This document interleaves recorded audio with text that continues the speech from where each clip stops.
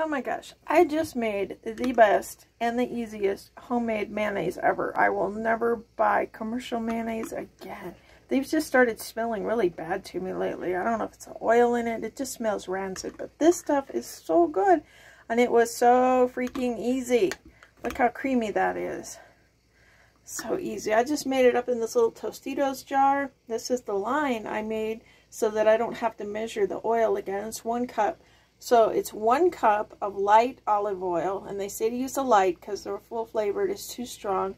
A couple of teaspoons, maybe 3 teaspoons of this apple cider vinegar, and I put in a good squirt of a honey mustard, 1 egg, a little bit of salt, and I used this immersion blender. I stuck it in there, and it just took about 10 seconds, and this was so good, and it tastes wonderful. It is that creamy and it is that easy. So you guys try this.